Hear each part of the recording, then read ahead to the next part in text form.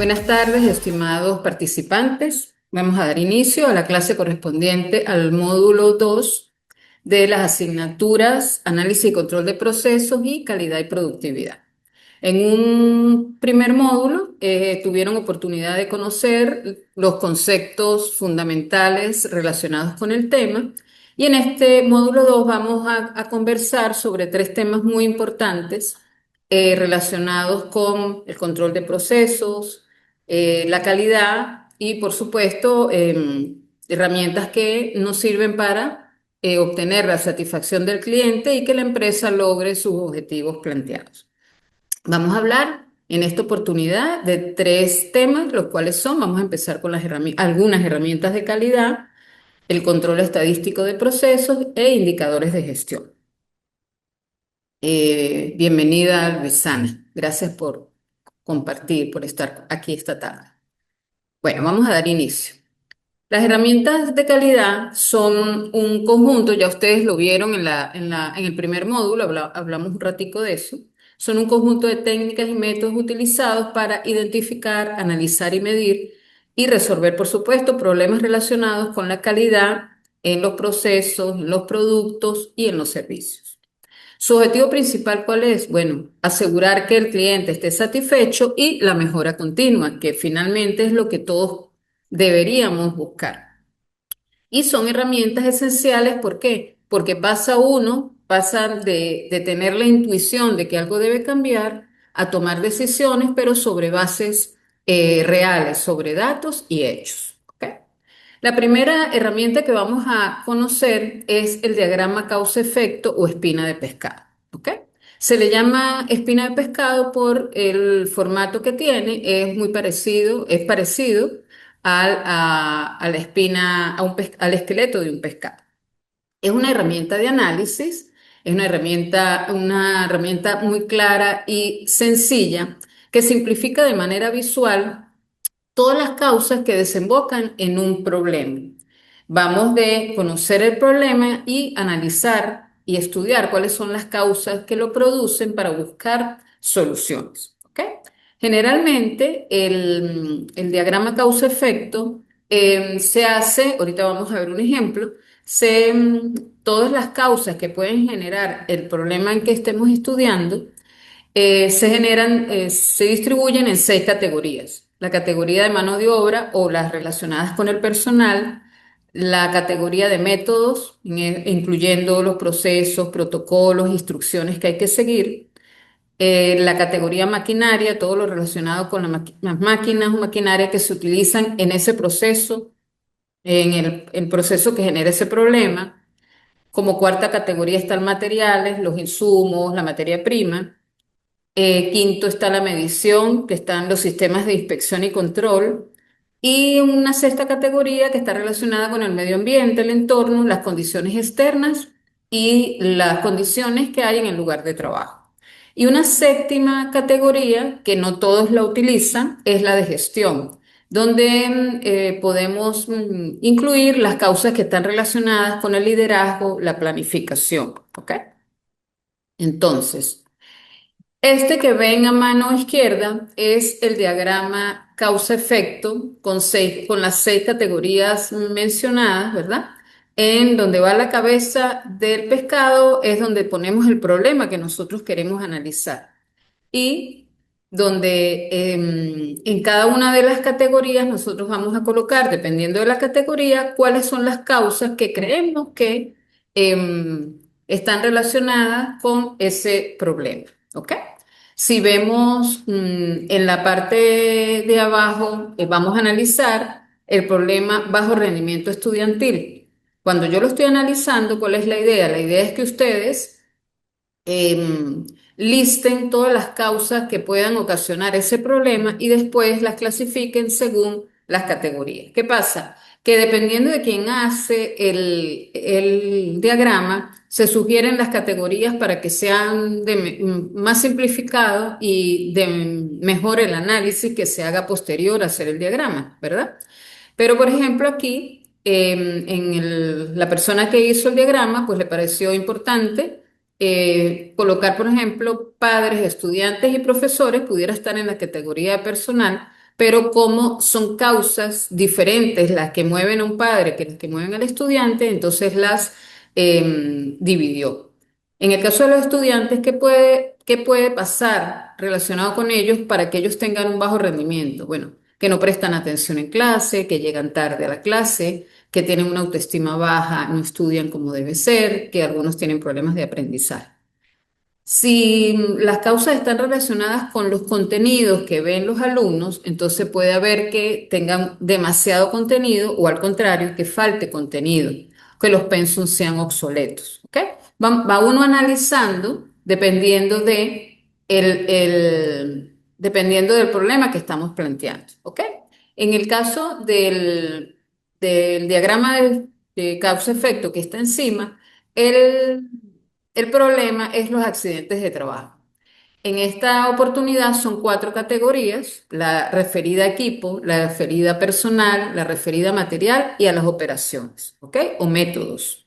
Entonces, si yo estoy analizando el por qué ocurren accidentes de trabajo y me voy a la categoría material, entonces yo digo que es porque hay materiales, trabajan con materiales de baja calidad, porque trabajan con materiales que son tóxicos. Con respecto a la categoría de personal, que falta supervisión, que hay demasiado estrés cuando se hace el trabajo y eso a veces no deja que la persona se concentre y hay accidentes, ¿verdad? No se colocan los equipos de protección. Entonces, la idea es ir desglosando cada una de las causas eh, que puede dar como consecuencia ese problema, ¿verdad? Se analizan y, por supuesto, se van buscando soluciones, porque la idea es que todas estas herramientas lo que busquen es mejorar el proceso, ¿ok? Aquí van a ver un, un diagrama causa-efecto donde se han considerado las siete categorías. ¿Ok? Nosotros hay un problema en un call center, los clientes no están satisfechos con la atención que se le da a ellos, entonces hay que analizar qué es lo que está pasando.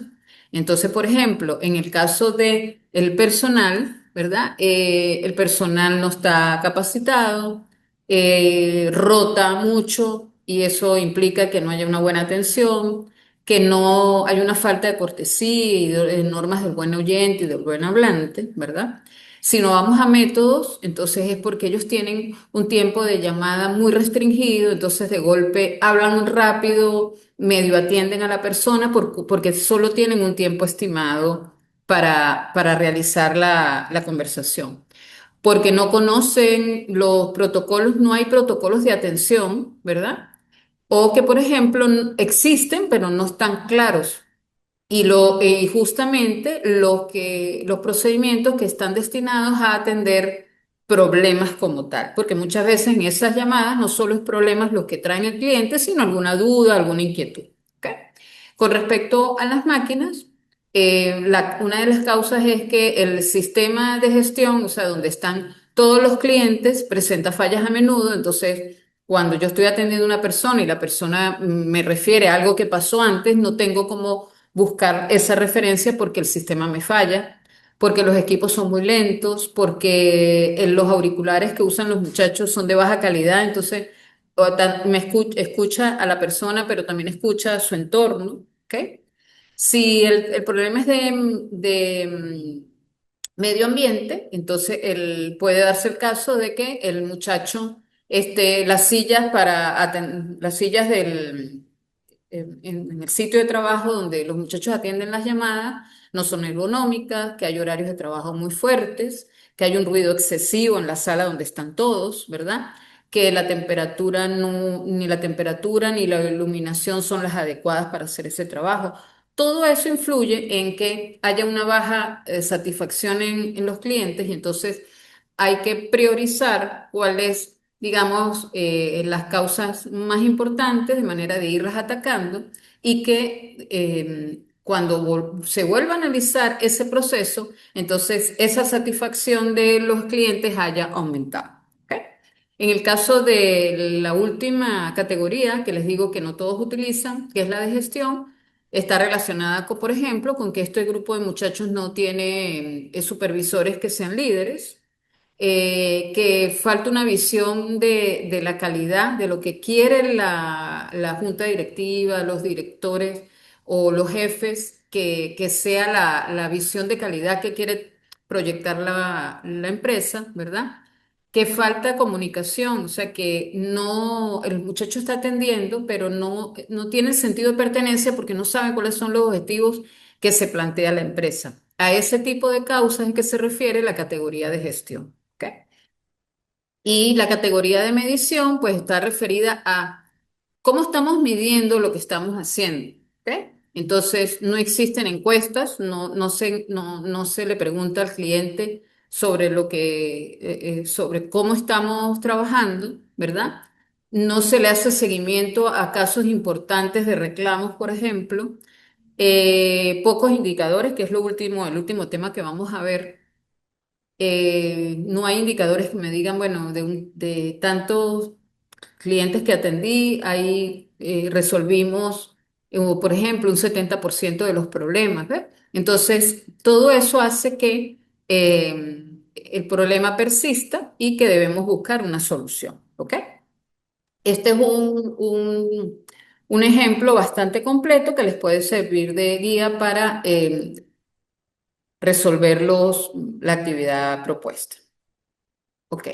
Una segunda herramienta de calidad está referida a la hoja de verificación, que estoy segura que muchos han trabajado y que quizás no la conocen como hoja de verificación, quizás la conocen como checklist. Bueno, la hoja de verificación es un formato que está estructurado y diseñado ¿para qué? Para recopilar datos de manera sencilla, eficiente y sistemática, permitiendo que esa información pueda ser utilizada y analizada rápidamente. ¿Ok?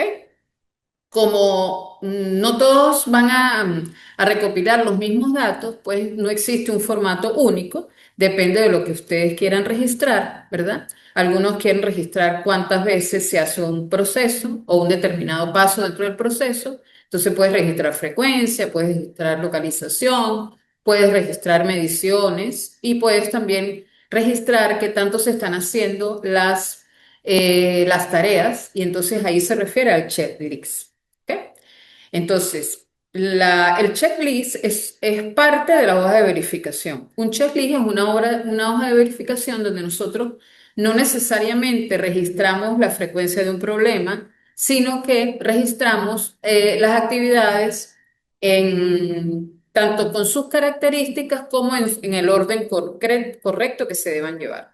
Entonces, ¿está diseñado para qué? Para que yo asegurar de que todos los pasos que genera ese proceso sean cumplidos y evitar esos olvidos que después nos hagan retrabajar, vamos a decirlo así. ¿Ok? ¿Cuál es la idea de tanto de la hoja de verificación o de un checklist? El propósito es que nosotros formalicemos la observación. ¿Ok? No es ir y observar un proceso como tal, sino poder documentarlo y formalizar lo que estoy documentando. ¿Para qué? Primero porque de golpe cada quien hace el proceso como quiere, entonces lo voy a estandarizar. Y si ya lo tengo estandarizado, lo que quiero es probar que se estén llevando a cabo todas las actividades. Vamos a ver un ejemplo o dos ejemplos. El primer ejemplo está relacionado con una hoja de verificación en una empresa donde recibe material. Entonces ya está hecho todo el proceso de recepción de material, o sea, de recibir material. Sus parámetros son si contesto sí o no a esa pregunta que estamos haciendo, ¿verdad? Y hay una tercera columna donde simplemente se hace la observación. Por ejemplo, en la primera pregunta de esta hoja de verificación es que se recibió la totalidad de los artículos solicitados. Bueno, pues yo puedo contestar que sí, porque fue así, pero si es no, tengo que poner la observación a qué se debió que no recibí todo, ¿ok? Entonces, eso va haciendo que ustedes vayan teniendo, o la persona, un control de ese proceso y lo vaya mejorando, ¿ok?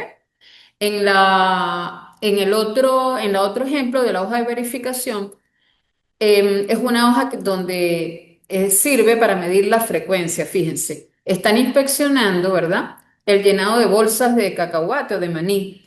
Y entonces están viendo que el defecto A se recibió tantas veces, va haciendo un chequeo y va verificando y va anotando cuántas veces se recibió 12 veces. El defecto B, que no sé, que de repente sea que la bolsa está rota, fueron 6 veces y tal. A la final, si hacen el análisis de esa hoja de verificación, con el número de veces que el defecto tal o cual se presentó, pueden tomar decisiones al respecto y mejorar ese proceso. ¿Ok? Aquí hay otro ejemplo donde también los pasos están formulados en forma de pregunta, ¿verdad? Para responder sí o no y hacer la observación. Y también aquí está otros donde están verificando el estado de un colegio. Entonces, si existe un plano en la descripción del colegio, en la infraestructura del colegio, van anotando sí o no. Está relacionado con identificar los riesgos y amenazas a las que está sometida la infraestructura de un colegio, de un preescolar. ¿Ok? Entonces, fíjense, esta hoja, muchas empresas la tienen lista para todos los procesos que se llevan, pero si no la tienen lista y hay necesidad de hacerlo, entonces es muy fácil hacerla porque ustedes la van haciendo en la medida de sus propias necesidades. ¿Ok? Ok, ahora viene otro diagrama importante que es el diagrama de Pareto. El diagrama de Pareto es un diagrama de barras donde se organizan los valores graficados de mayor a menor, de manera tal de poder priorizar cuáles causas generan un problema. Y está basado en la ley de Pareto que establece que el 20% de las causas genera el 80% de las consecuencias. Entonces, al organizar los datos de mayor a menor, nos damos cuenta que el problema, los problemas mayores lo causa solamente el 20% de las causas. ¿Ok? En este ejemplo, lo van a ver mucho mejor.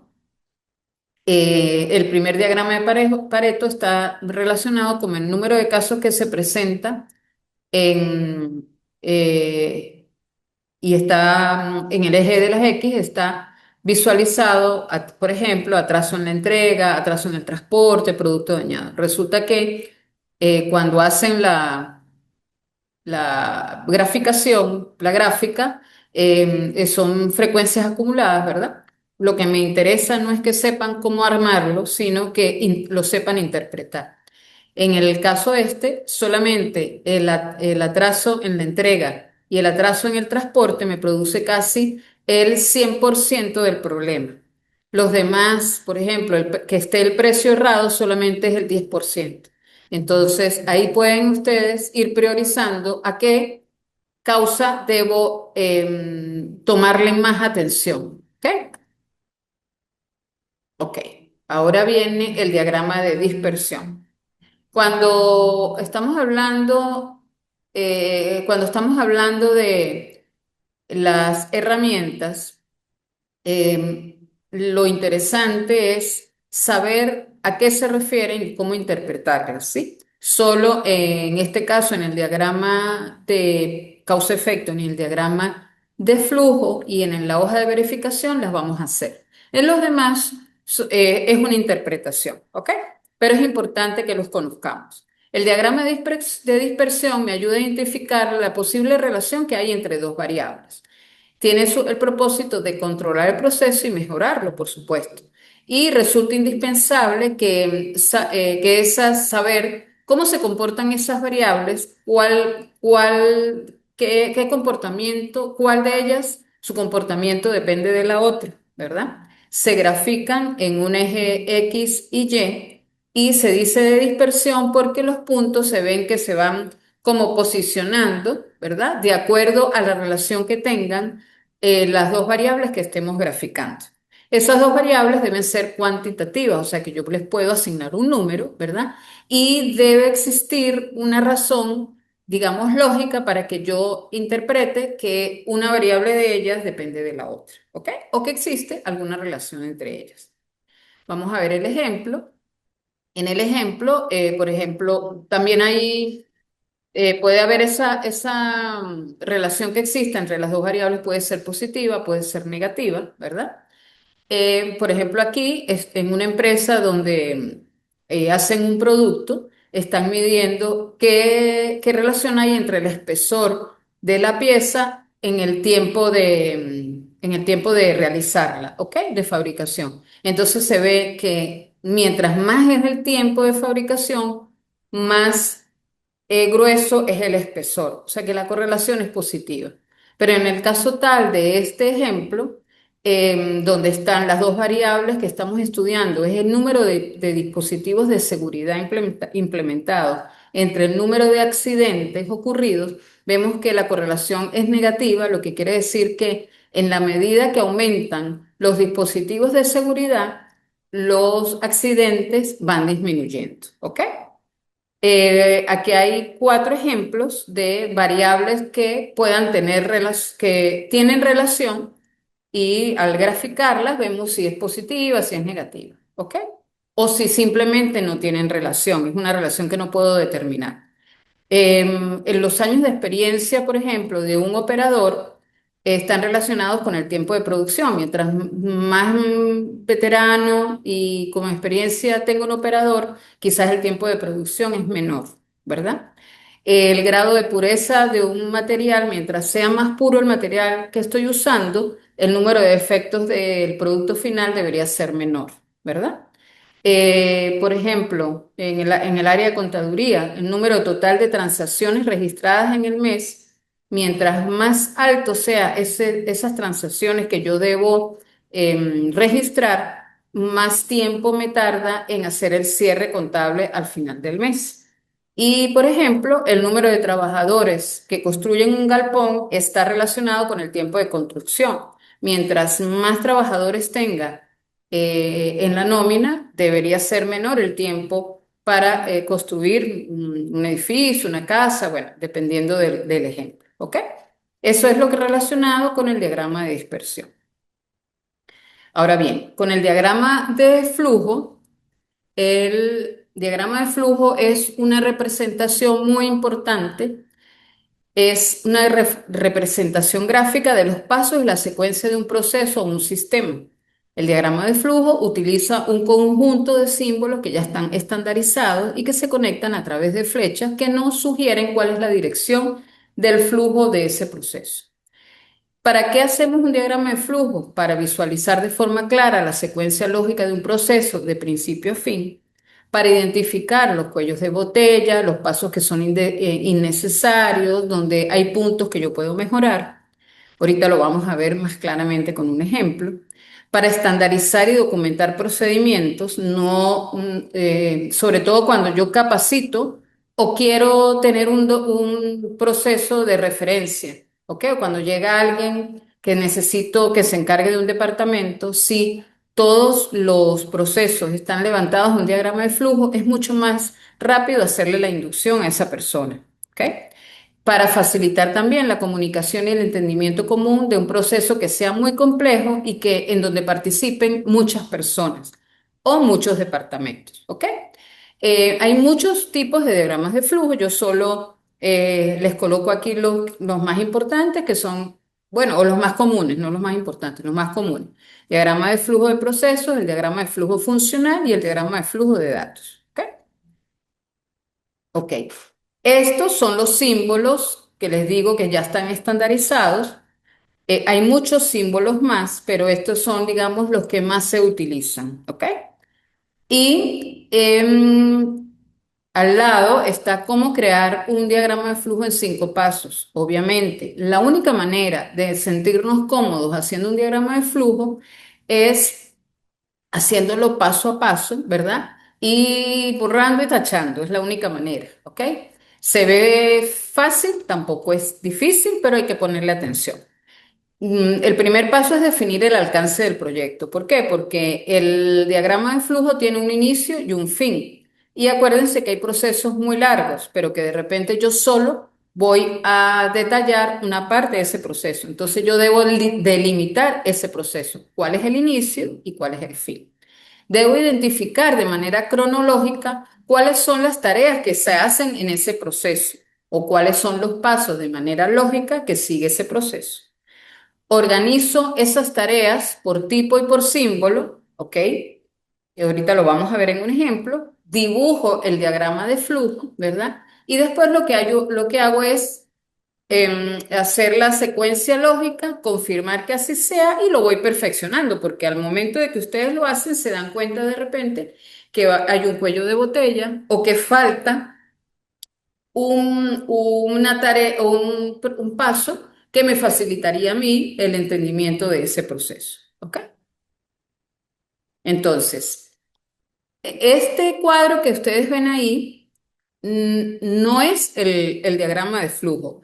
Lo hice en función de que podamos identificar de manera clara lo que vamos a hacer y cómo lo vamos a trasladar a la figura de diagrama de flujo. Entonces, vamos a estudiar el proceso de reclutamiento y selección de personal. El inicio es la detención de la necesidad de personal. O sea, la empresa decide que nos hace falta un personal, ¿ok?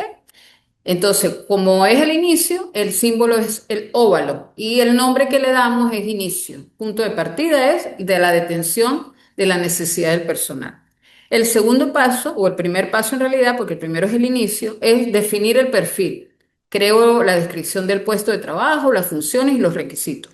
Como es un proceso y involucra una acción, el símbolo respectivo es el rectángulo. El segundo paso es estrategia de reclutamiento. ¿Cómo voy a reclutar a las personas? Bueno, publico la vacante, ya sea dentro de la empresa o cuando hago reclutamiento interno, lo hago externo, lo hago a través de las redes, a través de los portales que tenga la institución.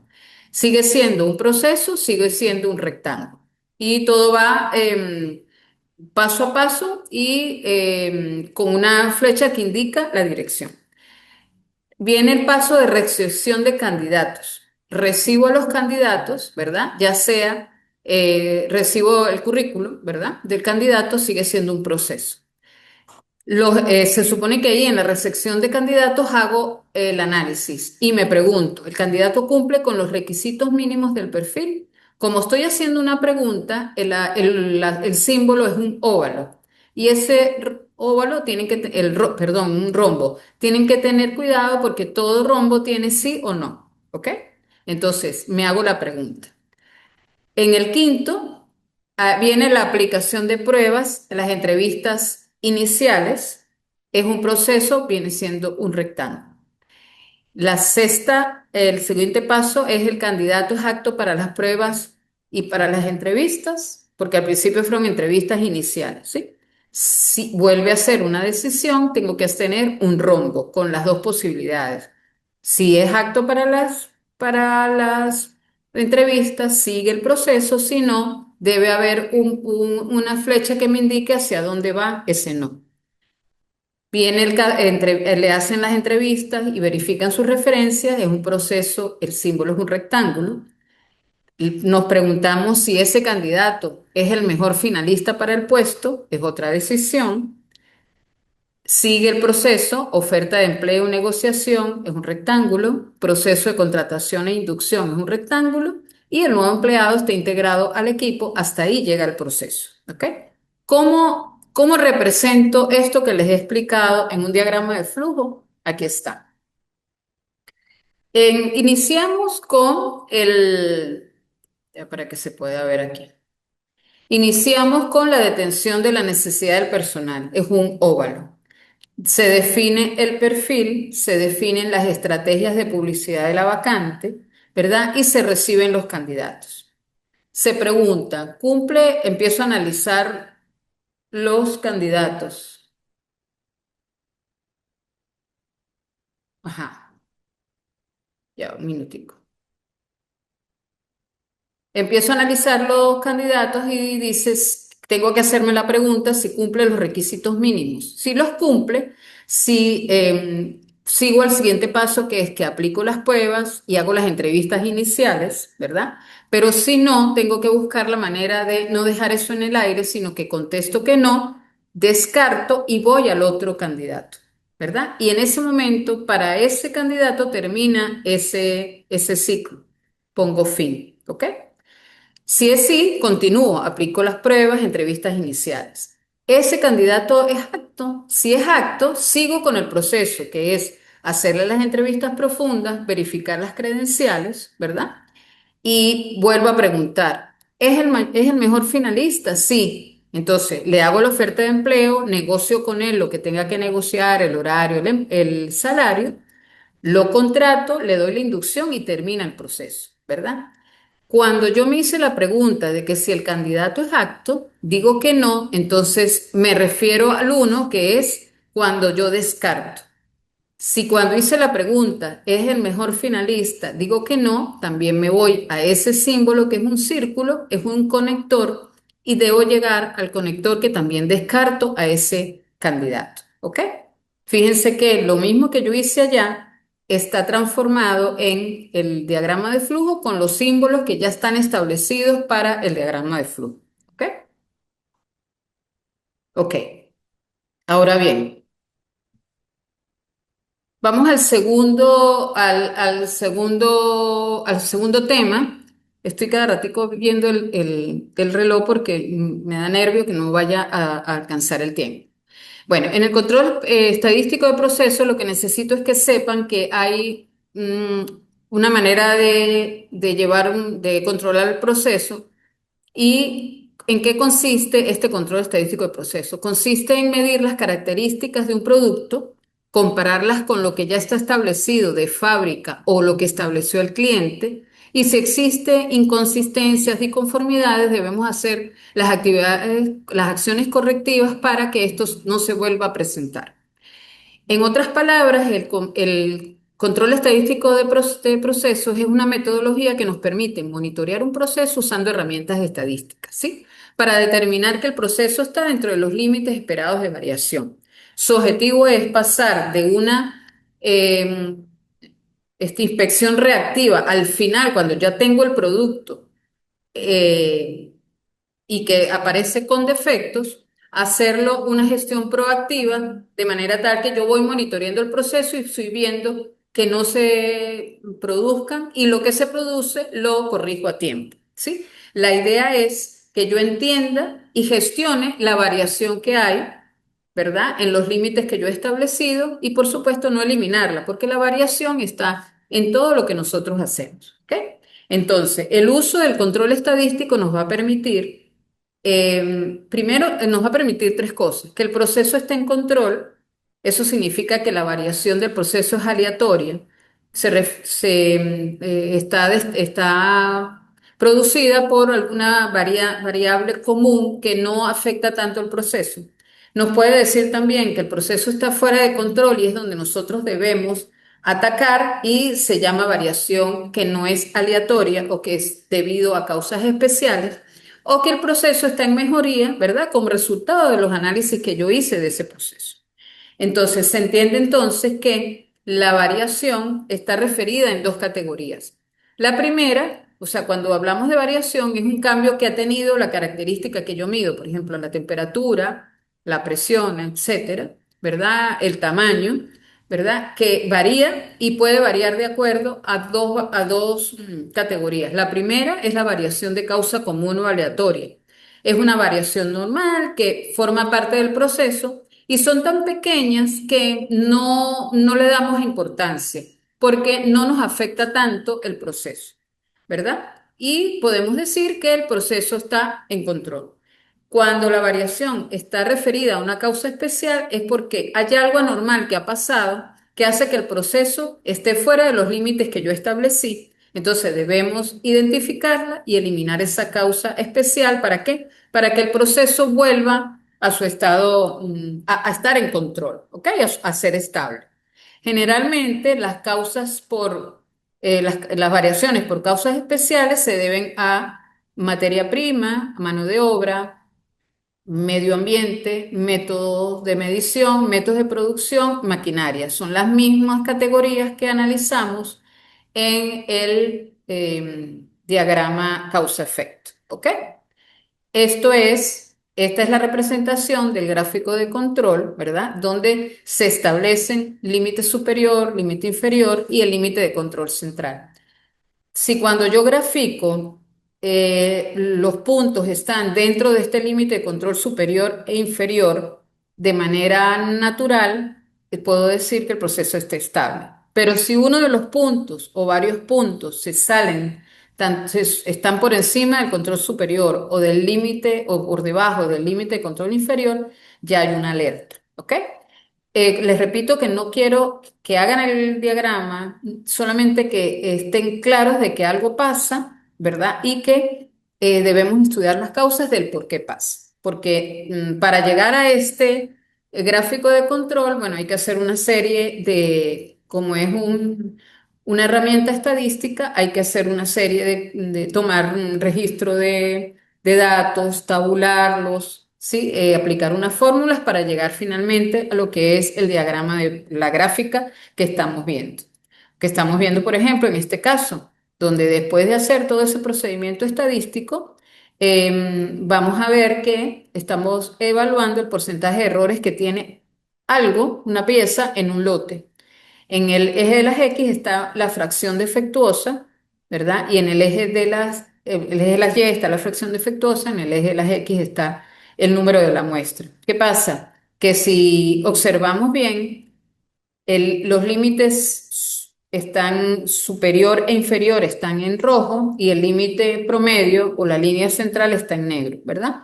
Muchos están dentro de los límites establecidos, pero algunos se salen. Entonces, lo que hay que evaluar en ese momento es, por ejemplo, en el número el lote de la 12, número 12 se salió del límite, entonces, ¿qué pasó? Hay que estudiar cuándo se hizo ese lote, ¿verdad? ¿Quiénes estaban, quiénes eran, por ejemplo, los operarios, en qué tiempo se hizo, si se hizo de día, si se hizo de noche, de manera tal de poder llegar a las causas que lo originaron y corregir, ¿ok? En el caso del otro gráfico de control, están evaluando el nivel de CO2 que tiene un gas, ¿sí? Lo que se permite está dentro de entre el verde, el azul, que es la línea central, y el rojo. Pero fíjense que muchos se salieron, sí, mucho del promedio se salió en determinados días del mes de septiembre, que fue cuando se hizo el estudio. Entonces es lo mismo, hay que ir y revisar. ¿Qué pasó? De repente el operario era inexperto, de repente fíjense que pareciera que si el día uno lo atribuyo yo al lunes, ya el fin de semana 6 y 7 se sale de control, puede ser que los operarios que utilizan los fines de semana son inexpertos, ¿verdad? Que han trabajado, de repente es el mismo operario de lunes a domingo porque trabaja 7 por 7 y entonces ya el fin de semana está agotado. O sea, hay que ir buscando las causas que han originado eso e irlo corrigiendo sobre la marcha. ¿Ok? Como tercer tema del día de hoy, vamos a hablar de los indicadores de gestión. Los indicadores de gestión es una medida que se utiliza para evaluar el desempeño de un proceso, un área o la organización completa. ¿Para qué nos sirve? Nos sirven para diagnosticar si tenemos un problema, tomar decisiones, o sea, decidir qué debemos corregir o qué debemos mantener y hacer un seguimiento, o sea, saber si la acción que tomamos funcionó o no. Los indicadores de gestión son fundamentalmente información, es decir, ellos agregan valor, no solo datos. Es por ello que deben cumplir con ciertos atributos de información como que deben ser de atributos de exactitud, de forma, de frecuencia, de extensión, de origen, de temporalidad, de relevancia, de oportunidad e integridad. Los indicadores no podemos tomarlos como fines, sino medios para lograr los fines planteados. Entonces, la esencia de un indicador es que sea mi guía y mi apoyo para el control de las organizaciones, ¿sí? Entonces, cuando nosotros creamos un parámetro, nosotros tenemos, perdón, cuando nosotros queremos especificar los indicadores, debemos cumplir con ciertos parámetros. Tenemos que hablar de la composición. Bueno, el indicador va a tener nombre, va a tener una fórmula, va a tener unidades, ¿sí? Va a haber un glosario de términos, ¿ok? Va a tener una naturaleza. Los indicadores pueden ser de eficacia, pueden ser de eficiencia, pueden ser de productividad. ¿Ok? Tienen que tener una vigencia. Pueden haber indicadores que son temporales y pueden haber unos que siempre utilicemos, o sea, que son permanentes. El nivel de generación, ¿dónde se genera esta información?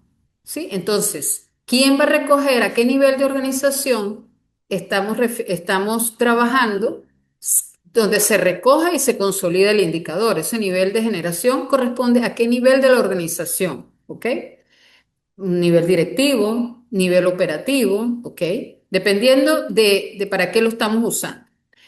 Debe haber un nivel de utilización, o sea, se refiere a qué nivel de organización va a utilizar lo que me indique lo que me ofrezca ese indicador para tomar decisiones. Y también debe haber un valor agregado, o sea, se refiere a la calidad y oportunidad de las decisiones que yo tome a partir de la información que ese indicador me dé. ¿Ok? Entonces, como les dije anteriormente, todo indicador, o sea, hay la clasificación general de ellos es, hay indicadores de eficacia que responden a la pregunta, ¿hicimos lo que teníamos que hacer? O sea, ¿logramos el objetivo? Hay indicadores de eficiencia que responden a la pregunta, ¿lo hicimos bien usando pocos recursos? Estamos hablando de eficiencia o productividad. Ahí entra la palabra productividad. Y estamos hablando de indicadores de calidad cuando respondemos a el resultado es bueno. Entonces, estamos satisfechos, es perfecto. A eso se refiere, ¿ok? Para que tengamos una idea de qué es un indicador, entonces vamos a ver la siguiente lámina. Cuando hablamos de un indicador, estamos hablando de una razón, es decir, un numerador y un denominador. Cuando queremos, por ejemplo, ver qué tan eficiente hemos sido en las ventas en un tiempo determinado, por ejemplo, en un mes, entonces hacemos la razón esta que estamos presentando. El número de clientes que compraron entre el número de clientes que yo visité por 100, de manera tal de que me pueda dar de manera porcentual cuál es la eficacia de ese vendedor, ¿verdad? Relacionando el total de visitas que él hizo, pero cuántas de esas visitas que yo hice como vendedor fueron efectivas, me compraron el producto que yo estaba ofreciendo, ¿ok? También, por ejemplo, en el ámbito educativo, ¿qué nivel de aprobación tienen los estudiantes? Entonces, presentaron 100 estudiantes, pero solo aprobaron 50. Entonces, eso me dice que un 50% aprobó la prueba y bueno, puedo detectar o puedo inferir qué causas pueden haber determinado el resultado de ese indicador. Si yo quiero ver qué eficiente fui en las visitas, entonces yo digo, yo planifiqué durante la semana tantas visitas, pero realmente cuántas hice. Entonces, ¿qué tan efectivo fui? ¿Ok? ¿Qué tan eficiente fui? Si yo quiero saber a ver, ¿qué tanto cumplí con los despachos? Entonces yo programé que en esta semana iba a haber 75 despachos y resulta que cuando termina la semana solo hice 25 despachos, ¿ok? Solo entregué a tiempo tantos. Eso también me va a dar información. Y bueno, por último, uno relacionado un poco con los costos. Entonces, yo quiero saber cuál es el índice de rendimiento de mis costos. Entonces, costo del presupuestado del trabajo sobre el costo real del trabajo por 100. Me va a decir qué tan cerca o a ver, qué grado de rendimiento tuve en los costos que yo establecí. ¿Ok? Entonces, fíjense, por eso es que dice que no solo es un dato, no es, por ejemplo, en el caso de aprobación de pruebas, no solo es 50% aprobaron, pero ¿qué hago yo con ese 50%? Pues tengo que analizarlo, ¿verdad? Tengo que dar, eso me debe dar un valor agregado para yo poder corregir lo que está pasando, de manera de ser eficiente, ¿sí? De ser efectivo y de ser productivo, ser de calidad, ¿ok? Que de eso es lo que estamos hablando, ¿ok? Entonces, fíjense, yo les traje un ejemplo práctico, lo relacioné con el IECID de manera tal de que pudiéramos verlo de manera más fácil, ¿ok? Y uno igualito, por supuesto, con otros indicadores que ustedes van a resolver en la actividad que les puse.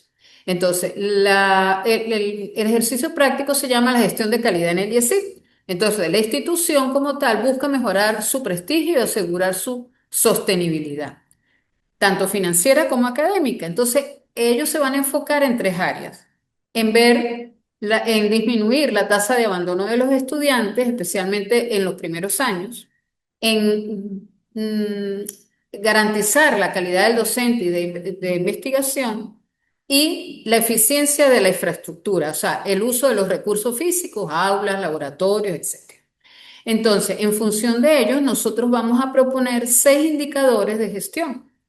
¿Qué deben contener ese indicador? Bueno, debe contener un nombre, como el que les puse antes: nivel de aprobación de pruebas, la fórmula de cálculo, el número de estudiantes que presentaron, el número de estudiantes que aprobaron entre el número de estudiantes que presentaron la prueba, ¿ok?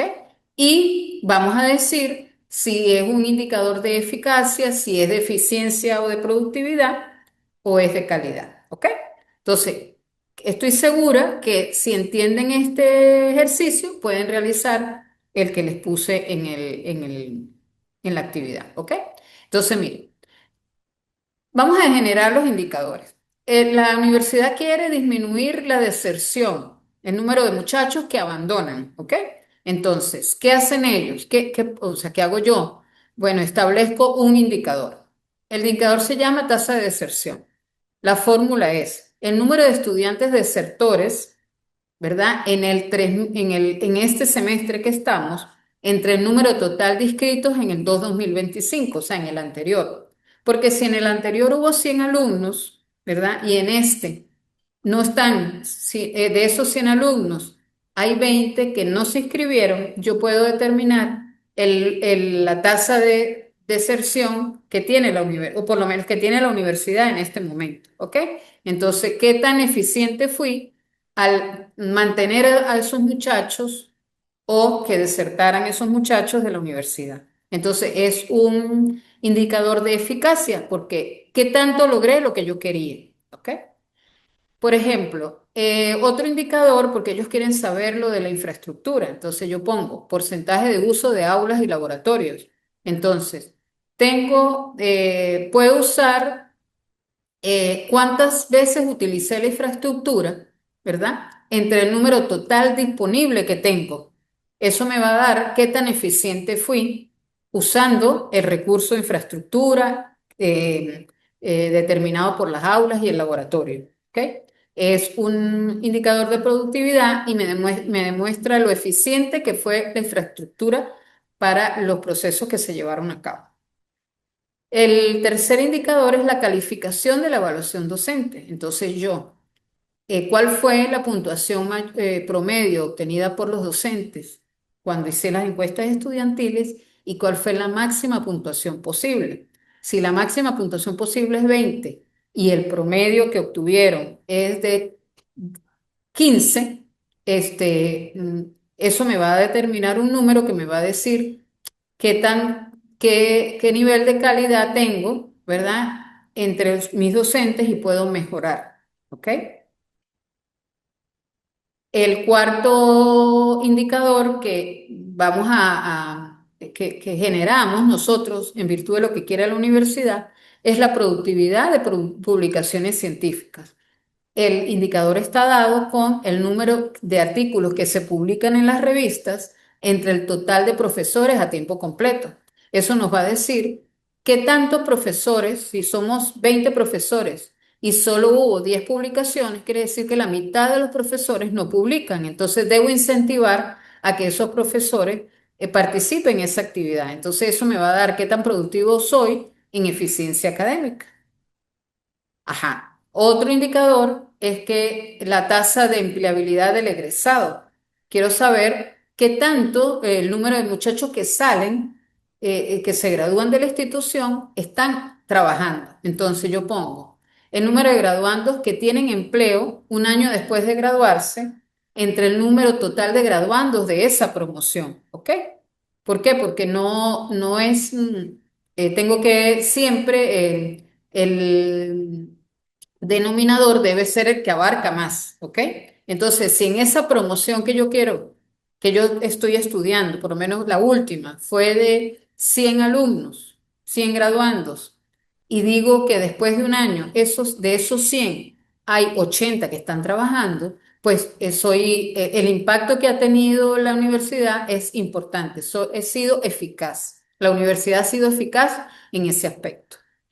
Y por último, la tasa de interacción en foros. Yo quiero saber qué tanto participan los muchachos en los foros, ¿verdad? Qué tanto han sido de calidad las herramientas educativas, que es el foro, en el aulas virtuales. Entonces, digo, ¿cuál es el total de estudiantes en asignaturas que el profesor utiliza el foro y cuántos estudiantes participaron en ese foro? Obviamente tengo que limitarlo por ejemplo, al semestre pasado, ¿ok? Entonces, eso me va a dar el número si ninguno es todo, son, por decir, 25 materias que utilizaron el foro, o sea, va a haber 50 estudiantes que hay en esas materias que el profesor utilizó la herramienta foro y el número de participantes que utilizó esa herramienta fueron de 5, entonces no, esa herramienta no está siendo del agrado del alumno. Entonces tengo que ver o hacerla más atractiva, ¿verdad? O cambiar a otra que de repente el alumno sí va a utilizar y sí me va a aumentar la interacción que podemos llevar a cabo en las aulas virtuales. ¿Ok? Entonces, fíjense, este ejemplo nos da a entender que de acuerdo, voy a volver atrás, de acuerdo a las áreas que la persona o la institución se plantee, podemos generar los indicadores a que hubiera lugar con las características que les estamos pidiendo, que es el nombre, la fórmula y clasificar eh, qué tipo de indicador es, si es de eficiencia, si es de eficacia o es de calidad. ¿Ok? Ok, este fue el tercer tema. El primero, las herramientas de calidad. El segundo, el control estadístico de procesos. Y por último, los indicadores de gestión. La actividad relacionada con el tema, con estos tres temas del módulo 2 son casos prácticos. ¿Ok? Ustedes van a desarrollar un diagrama de flujo, un diagrama espina de pescado, van a hacer una hoja de verificación y propia del trabajo que ustedes realizan, cada uno de sus trabajos, van a generar unos indicadores, van a interpretar unos planteamientos, va a ser prácticamente de lo que hemos hablado, ¿ok? En una en una parte de la tarea está interpretar un gráfico, no un gráfico, los datos, y ahí dice, nota. No necesito el gráfico de control. Simplemente con el cuadro que yo les doy, ustedes me van a decir si el proceso es estable y qué pudo haber pasado. ¿Ok? Lo que necesito es saber si sí llegan a interpretar lo que puede pasar, porque son procesos conocidos por ustedes. ¿Ok? No es algo que ustedes no conozcan, sino procesos conocidos por ustedes y que ustedes pueden inferir que pudo haber pasado. ¿Ok? Bueno, espero que haya sido de su agrado y productiva la información dada. Recuerden que cualquier duda e inquietud pueden comunicarse conmigo a través del aula virtual y que con mucho gusto yo contestaré eh, a sus inquietudes y preguntas. ¿Ok? Muchas gracias y feliz tarde.